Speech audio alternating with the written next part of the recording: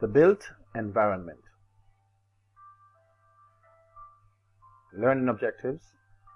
At the end of this presentation, students should be able to differentiate between the terms natural and built environments and discuss the components of the built environment. Now, according to the Oxford Lexical Dictionary, the built environment is defined as man-made structures, features, and facilities viewed collectively as an environment in which people live and work. Now, the built environment composes of external elements as well as internal elements.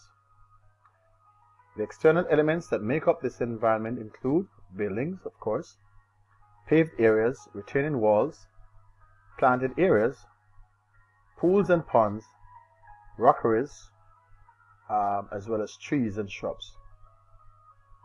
Now, looking at this picture, we can see how these elements fit into what is called a masterpiece that is created for the built environment. The first diagram shows you how the green areas are populated with strategic planting of trees and plants. There's a walkway and other traversing points, while the second diagram shows you a layout of a hotel with paved areas, green areas that are planted or vegetated, as well as an area for a pool. And this is typical of hotels across the globe. Now, from an internal perspective, the built environment consists of indoor plant cultivation, daylight ventilation and vision out, artificial lighting, texture and color of internal finishes, external space heating, especially when there is cooler or cold temperatures, circulation space between furnitures and within the premises itself. Now, may I just reflect on daylight ventilation, vision out? Of course, natural lighting is critical, and so you want to be using the natural sources available in terms of natural daylighting from the sun, ventilation from the wind, and the opportunity for persons within the premises to be able to see or visualize what is on the outside of their premises. Now let's turn our attention to some environmental considerations related to the built environment.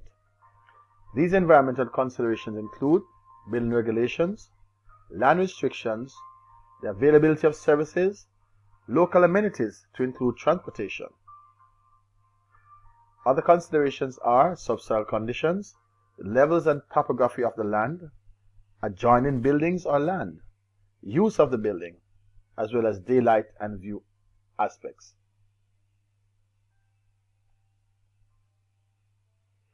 Now, there are also physical considerations, and these include natural contours of the land, natural vegetation and trees, services that are available on the property or the surrounding or environment, approach and access roads and footpaths to the premises or the land form on which the built environment will be housed, shape of land and or proposed building to be fitted on the land, and of course the size of land and or the proposed building. And this is crucial because you want to make sure that you are building within the permits allowed by zoning regulations as per parish council or municipalities requirements.